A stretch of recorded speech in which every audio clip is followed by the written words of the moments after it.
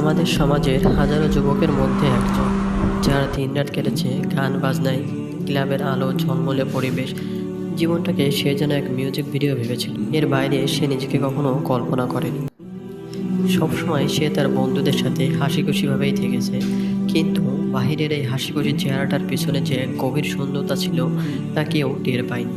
সে সব কিছু পেয়েও যেন কিছুই পায়নি। প্রতিদিন রাতে সে ঘুমাতো, কিন্তু মনে শান্তি ছিল না। এমনই একদিন রাতে, যখন সব আড্ডা ফুরিয়ে গেল, সে ফেসবুকে স্ক্রল করছিল, তখনই হঠাৎ চোখে পড়ল সেই পোস্ট। এই পোস্টটি এমন ছিল, ইসলামিক বইমেলাকে নিয়ে। একটু কৌতূহল নিয়েই ভাবলো সে যে আগামীকাল সে তার বন্ধুদের নিয়ে বইমেলায় যাবে। চারপাশে বইয়ের কোলাহল। আরিফ অবাক হয়ে গেল যে এখনও মানুষ এত ইসলামিক বই পড়ে।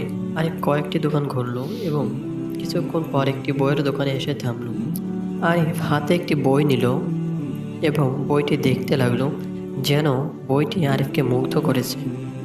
আরিফ কিছু না ভেবেই বইটি কিনে নিল এবং বাসায় এসে আরিফ বইটি পড়ল এবং তার জীবনে এক নতুন মোড় নিল, যেন এক অন্যরকম প্রশান্তি। বইটি যেন তার হৃদয়ের দরজা খুলে দিল। সে বুঝতে পারল এতদিন সে ভুল পথে চলছিল। আখিরাত, তওবা, নফসের জিহাদ, প্রতিটি শব্দ তার জন্য এক নতুন দিগন্ত উন্মোচন করল। সে তার পুরনো জীবনকে গুছিয়ে একপাশে রাখল এবং নতুন একটি জীবন উদযাপন করার সংকল্প করল। মুহূর্তের মধ্যেই বদলে গেল আরিফের জীবন।